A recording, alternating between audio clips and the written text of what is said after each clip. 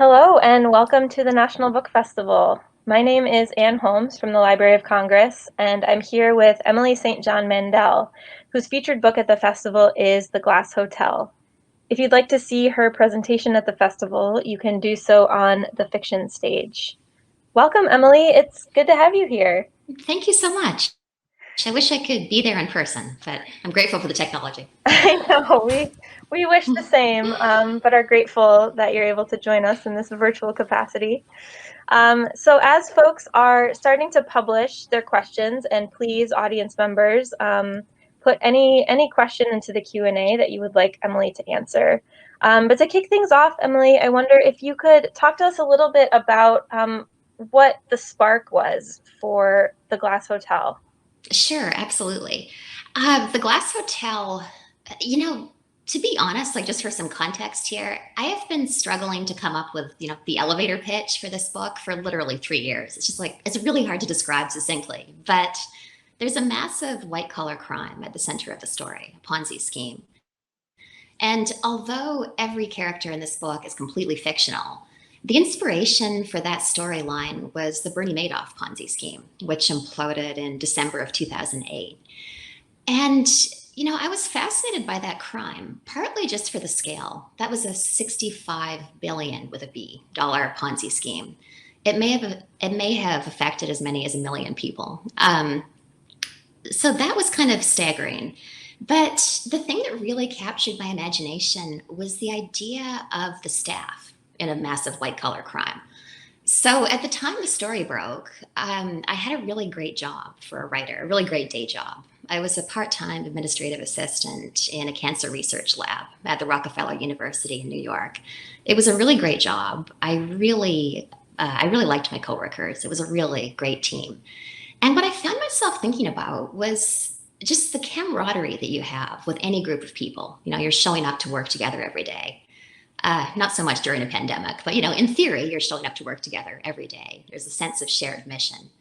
Now imagine how much crazier and weirder and more intense that would be if the activity you were showing up for on Monday morning was committing a crime. Like, you're all showing up at work to defraud investors. That office dynamic is just so fascinating to me to think about. So I just found myself thinking, who are these people? Like, what stories would you have to tell yourself if you were somebody working in that very strange office? What story would you have to tell yourself in order to, meet your spouse's eye across the dinner table, sleep at night, show up to work the next morning? So the first chapter of the book that I wrote after a dozen round of revisions eventually became chapter 10 in the book, a chapter called The Office Chorus that's told from the perspective of the Ponzi staff. So yeah, that was the starting point for me. And then the book branched off in all kinds of very strange directions. Great, thank you so much.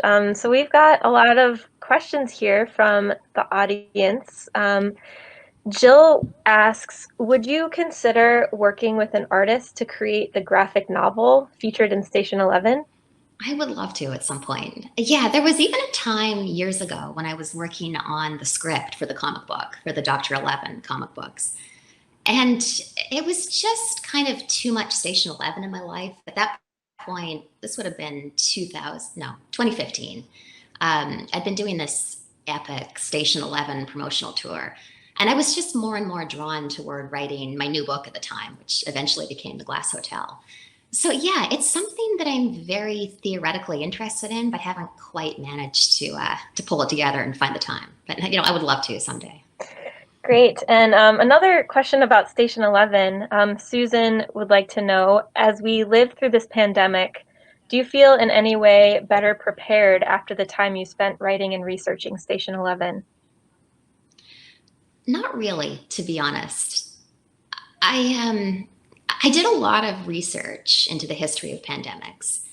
So maybe that made it a little bit less shocking, the fact of it, than it might have been otherwise. Because, if you research that history, what quickly becomes clear is that epidemiologists, they talk about pandemics in the same way that seismologists talk about earthquakes, which is to say that nobody ever talks in terms of, I wonder if there will ever again be another earthquake.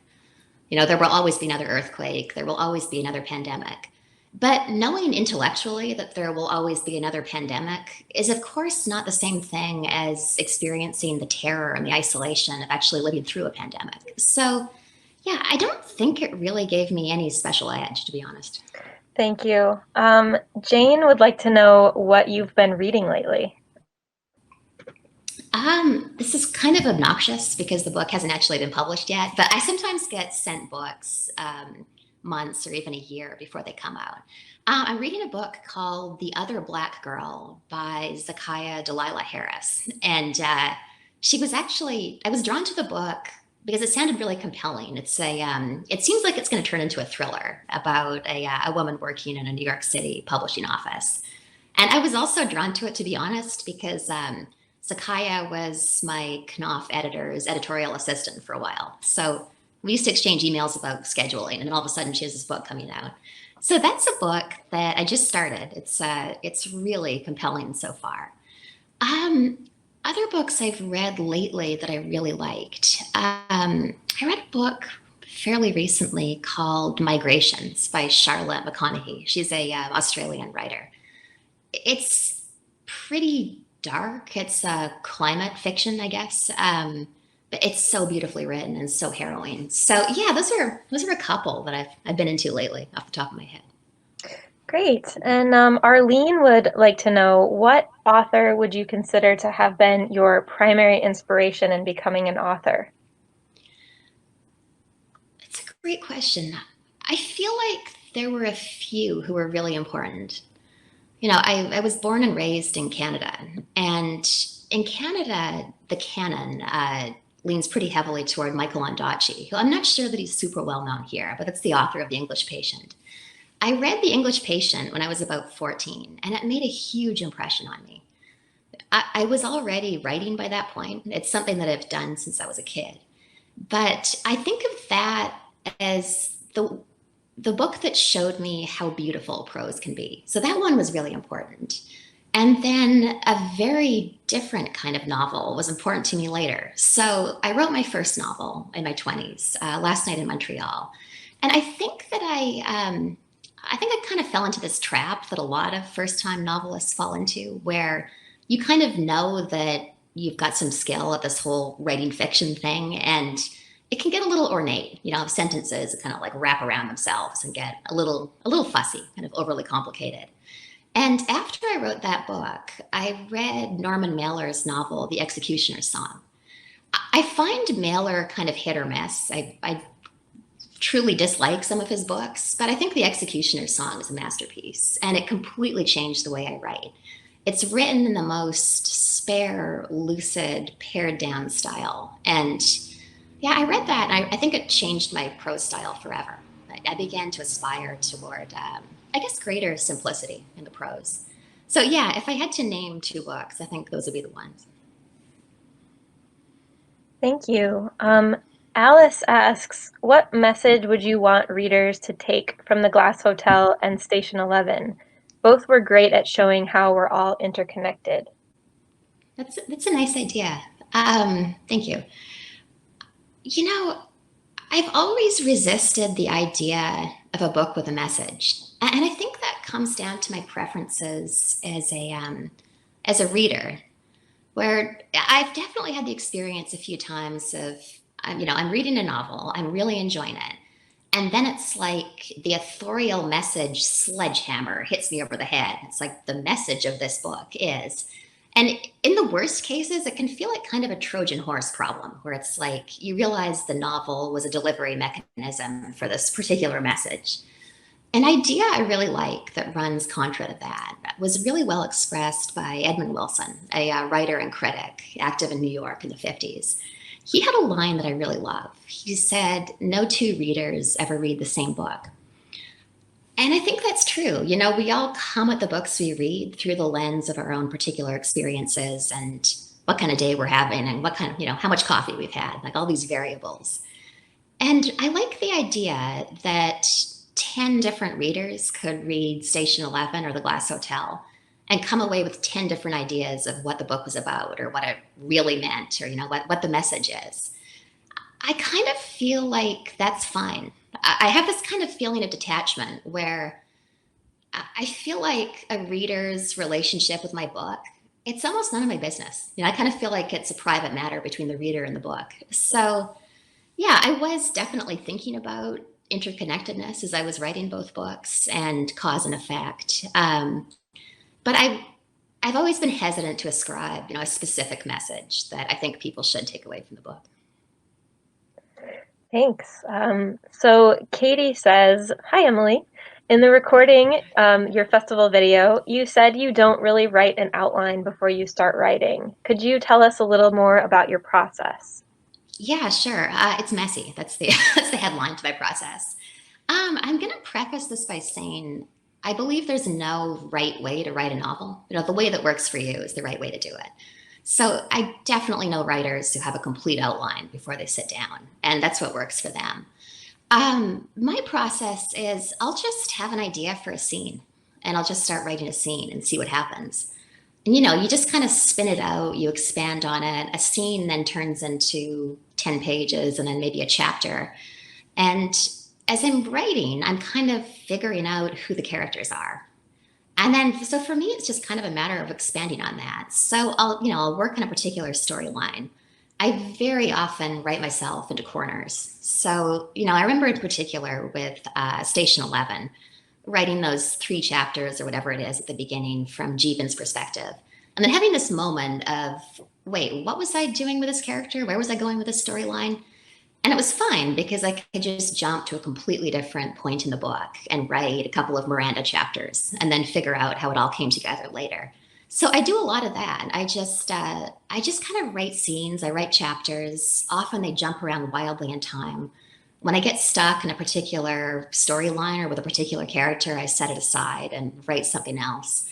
I put it all together like a kind of jigsaw puzzle as I go along, kind of looking for the greatest possible tension and the strongest possible narrative arc.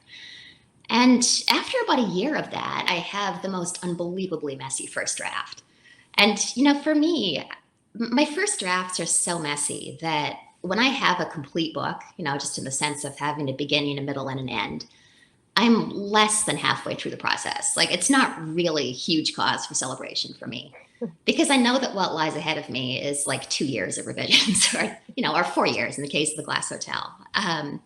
So then I just revise that first draft over and over and over again. And I feel like that's where anything remotely good happens. So that's where the characters go from being almost like two-dimensional cutouts or placeholders into being, hopefully something a little better developed. That's where huge holes in the plot are fixed or the plot's changed completely. Any kind of refinement or stylistic flourish in the prose is coming through revision as well. Also, connections in the book. I'll have people ask me, well, how did you connect that, chapter 3 to chapter 70 or whatever? Well, because I'd read the book 17 times and thought, oh, it'd be cool to connect these two things together. So, yeah, I really feel like I find the novel in the revisions, and that's how I do it. Thank you so much. Christina, and this question has been upvoted a lot, asks, did you have any paranormal influences that led you to include that element in the Glass Hotel? Yeah, Reddit actually. I did a lot of I did a lot of touring for Station 11. And I feel like reading the creepy pasta threads in Reddit is the worst possible thing to do in a hotel room at night. And yet I would often do it and just completely creep myself out. So yeah, those are the most recent ghost stories I read. But I have always sought out the genre. Ever since I was a kid, I've loved ghost stories. So yeah, it's been an interest of mine for a really long time. And Alice would like to know what prompted your switch from dancing to writing. I just kind of burned out on the dancing. Yeah, dance was all I had wanted to do from the time I was about 6 years old to when I graduated from the School of Toronto Dance Theatre, when I guess I would have just turned 21. And I don't know what happened in the last couple of years of dancing, but I just found I didn't love it anymore. Sometimes the thing that you're driven to do, it can somehow like imperceptibly change from being a pleasure to being a chore, from this thing you really want to do to this thing you have to do. And yeah, there was just no more joy in it. I didn't love it anymore. But at the time, I had a massive student loan debt from the dance conservatory that I went to. So it never occurred to me to go back to school. I felt like that wasn't really an option. And so I found myself thinking, well, what can I do? Like, what comes next? And I'd been writing since I was 8 years old, just these little short stories and poems that I never showed to anybody. But it was something I really loved. And I found myself thinking, well, maybe I could take this more seriously, turn it from a hobby into a career. So I started writing what eventually became my first novel, Last Night in Montreal. So yeah, it was a gradual process, of going from thinking of myself as a dancer who sometimes wrote to a writer who sometimes danced to just really committing to the writing. Yeah. Patricia asks, what is the most surprising thing you've discovered while doing research for one of your books? Um, this is a really small thing, but I did a lot of research into the shipping industry for the Glass Hotel and for Station 11. Those boats are so huge and there are so few people aboard.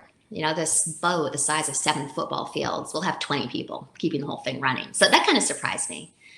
I was also surprised by the frequency of pandemics, I guess. I'd always sort of thought in terms of, the Black Plague, like the ones that you hear about a lot. But just realizing the ravages of smallpox on this continent over the centuries, and yeah, and just kind of how frequently it happens that a pandemic comes along, which is obviously sort of horribly relevant now. But yeah, that was something I found startling when I was researching. Thank you so much. Michelle asks, do you think you will revisit characters from Station 11 in your future work? Yeah, I think so. I already did to some extent. Miranda Carroll and Leon Provant are both characters in the Glass Hotel. But I also really loved Clark, the character in the airport in Station 11, and I would love to use him again in something.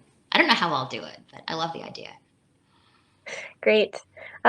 She also asks, can you tell us anything about the new novel you're working on? No, I can't, but I can tell you I'm also doing TV work, which has been fun. I'm adapting the Glass Hotel. Yeah, the new novel. It's the situation is it's so early in that even I don't really know what it's about. So yeah, it's a little bit mysterious even to me. Well, Michelle also asks, and as you mentioned, what is the status of your TV series? How's that going? It's going good. Thanks for asking. I just finished the second script with my coworker, Semi Chellis. Semi was on Mad Men for years, and she's also Canadian. And yeah, she just has a deep knowledge of television, and she's a pleasure to work with. So that's been a really fun process, just having a collaborator for this stuff. Um, yeah, we finished the second script. We're submitting it to the production company. The production company is trying to close a deal with the director. And then we're hoping to start pitching it in the next month or so, or just try to sell it to a Netflix or an Apple Studios or somebody along those lines. So, yeah, it's such a weird world and I'm still so new at it, but I'm optimistic. Great. Elaine asks, she says, thank you for your books. Your stories, structure, and narrative perspective are fascinating and make for very satisfying reads. I know you talked about this a little bit already, but which other authors, if any, do you take inspiration from? Um, I take inspiration from Jennifer Egan, another Brooklyn writer. Her novel, A Visit from the Goon Squad, is one of my very favorite books. And I think what I find specifically inspiring, it's probably the prose style, which I love, but it's also the boldness of some of the choices she makes, around structure. Um, yeah, she's inspiring to me. Also, a writer who died in the Holocaust, Irene Nemirovsky, author of Sweet Frances. That novel, it just has it's kind of my own definition of the perfect book. I hesitate to say that because there is no perfect novel, but the prose it's wonderful. It just has this incredible clarity and elegance and economy of style. So yeah, those are a couple that I particularly point to. Thank you. Mamie asks, how are current events influencing your writing? Um, I think current events. might come into the novel I'm writing. Yeah, it's hard to say. Thank you. Um, Mark has a process question. Do you write on paper or on a computer? Is there software you use to aid in your extensive editing process? I switch back and forth between the computer and pen on paper. I sometimes find that writing with a pen slows my brain down in a way that's really helpful to me. So yeah, I feel like there's something neurological that happens there that I like. So what I like to do is start off on paper just for 5 or 10 pages, and then I'll start transcribing it into the laptop and I'm editing as I go. Sometimes I like to just type directly on the computer, so I switch back and forth. There's a lot of freedom for me in knowing that I'm going to end up trashing most of my first draft anyway. So it's like just get something onto the screen, however I can. And that's yeah, there's freedom in knowing it's all going to be completely revised and recombined. In terms of software, for the Glass Hotel, which has a fairly complex structure, I was using Scrivener, which was really great. It's a pretty good setup. There's a text window that you're typing into, but then you create these separate files for different parts of your document, and you can drag and drop on a pane on the left side. So if you're doing something kind of structurally weird, like the Glass Hotel, and you want to, move the order of sections around, that was really helpful. But then it started crashing toward the end of the editing process, and I went back to Microsoft Word. So yeah, the new book, I'm using Notes, it's the Apple word processing software. Thank you. We have another question about filming. What is your role in the filming of Station 11? And do you find it satisfying or challenging to see others run with it? I actually have no role in Station 11, which so I know the showrunner, Patrick Somerville. When I met him, he was a novelist in Chicago, but he's been out in LA for years and has a great career there as a showrunner and writer. So we're kind of friends. We text sometimes. So I get updates on Station 11, but by the time the Station 11 TV project became real, when people were actually working on it, I was just so deep into the Glass Hotel, and I felt like I didn't really want to go backwards in time to Station 11. So yeah, I have no official involvement with the series, but I do get updates every so often.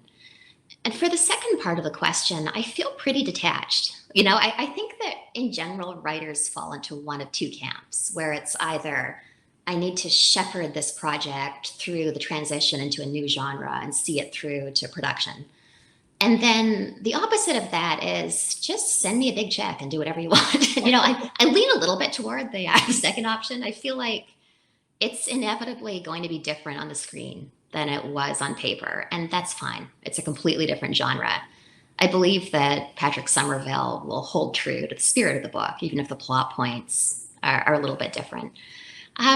Yeah, so I feel like it's in good hands, and I'm pretty detached from it. Thank you. William asks, I'm curious, how instrumental are your editors in terms of the book in its final form? They are very instrumental. I have kind of an unusual situation in that I actually have 3 editors who work on the book, which came about just from the way we sold Station 11, my agent and I, where we sold it separately in every territory. So it sold in the US, so I had my American editor, Jenny Jackson at Knopf. Then we sold it separately in Canada. I have dual citizenship, and it made sense to have separate publishers. So then the Canadians said, well, we've made an investment here. We'd like to be involved in the editing. So fine. Then I had 2 editors, Jennifer Lambert in Canada and HarperCollins. Then we sold it in the UK to Picador. And Picador was like, well, we've kind of made an investment too. We'd also like to be involved in the editing process. So Sophie Jonathan at Picador is my 3rd editor. And we drew the line after 3 because it was getting crazy. But I was really a bit worried that it would be this kind of nightmarish editing by committee scenario. But it turned out to be great. Having 3 very intelligent editors whose opinions I really trust look at my manuscript, I feel like it just makes it vastly better than it would have been with just one, or, God forbid, if it had just been me, like with no editor. So yeah, the process was pretty similar with Station 11 and the Glass Hotel. The Glass Hotel, it's those same 3 editors. And it's an intense process. My first round of editorial notes for the Glass Hotel, I think it would be fair to summarize them as basically, could you please change everything? So, it was like, we loved it, but if you could please change the structure, the characters, the dialogue, everything. So, yeah, I went through 3 rounds of pretty intense rewrites for the Glass Hotel to get it right. I sometimes, it's like there's this weird sort of trope, or it almost feels like an urban legend in publishing that editors don't edit anymore. I have no idea where that came from. I'm really intensely edited. So yeah, they just they take my books and they make them 100 times better.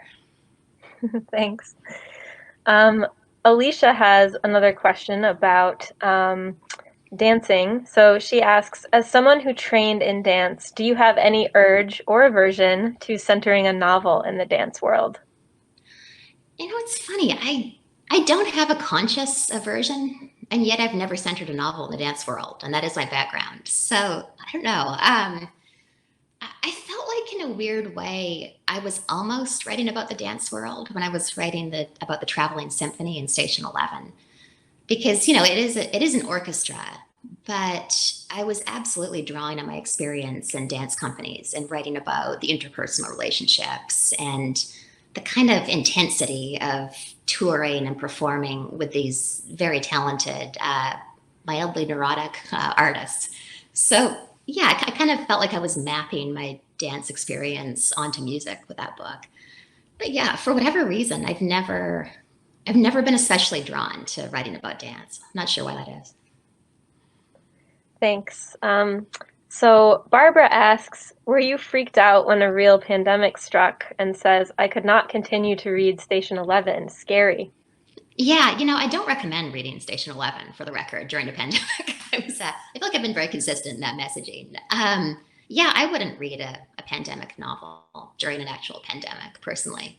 I was freaked out. Yeah, it seemed so abstract because in this part of the world, we just haven't had an experience with a pandemic for 100 years. So it just wasn't. Yeah, it just it did feel a little bit out of the blue, even though I kind of knew intellectually that, of course, it was always going to be another pandemic. Yeah, it was. I was freaked out. I'm in New York City, and it was bad here at the beginning. April was pretty dire. So, yeah. Thanks. Rachel follows up on your discussion earlier that a couple characters from Station 11 appear in the Glass Hotel. And she asks, how did you reconcile that connection between the stories with the fact that the former is not set in a specified time period and the latter is? I was thinking of them as parallel universes. And I tried to sort of lay that groundwork in both books, but I know I wasn't completely successful because I have gotten a couple of reviews that have been really nice, but the reviewer has said something like, and the Glass Hotel is clearly set in the years leading up to Station 11. But what I tried to do, here was my plan. In Station 11, I realized pretty early on that I wanted to use a couple of the characters again, which posed a pretty obvious problem in the context of a pandemic that kills most of them. So, toward the end of Station 11 and one of the post apocalyptic chapters, there's a scene where Kirsten and August are sitting by the road together. And they're playing this game that's clearly been part of their vocabulary for years, just kind of riffing on alternate visions of reality. A version of reality where that flu pandemic never happened. And then what I was trying to do was lay the groundwork for the idea of different versions of reality or alternate universes. And then I tried to echo that toward the beginning of the Glass Hotel, where Vincent is kind of playing the same game, but just with herself. She's kind of wandering around in Manhattan, and she's just sort of riffing on different versions of reality, the same way Kirsten and August were. So, one of the scenarios she finds herself thinking about is, imagine if that terrifying new swine flu hadn't been quite so swiftly contained and if civilization had collapsed. So I tried to set up the idea of parallel tracks, but I know it's confusing, and I know it. I probably could have made it clearer. I think you did very well. Thank you. So we are sadly almost at our time for this session. So I think we have one time for one more question. And Angela asks, how has your experience in the publishing industry changed since you started? Are you excited or anxious about its future? Um, I feel like so the short answer is I guess I'd say I'm optimistic about its future. People are reading, bookstores are busy. Um, I- I've had such varied experience within the publishing industry. My first three novels were published with a tiny press. And then with Station 11, I made the jump to a much larger publisher, and that's where I've stayed. So I've just had such disparate experiences. The small press world is so incredibly different from like the big five world, with a publisher like Knopf. So I feel like there hasn't been enough continuity for me, like through my career, to have any kind of clear-eyed view of, how the experience feels different at the beginning than now. Well, thank you so much, Emily. And yeah, unfortunately, we are out of time. But thank you so much for sharing your time with us My so pleasure. generously today. Oh, it's been a pleasure. Thanks for interviewing me. So we've been speaking with Emily St. John Mandel, whose latest book is The Glass Hotel. You can find her presentation on the fiction stage at the National Book Festival. And thanks again to our audience out there for all of those fantastic questions. We hope all of you will take the time to explore the many programs at this year's festival.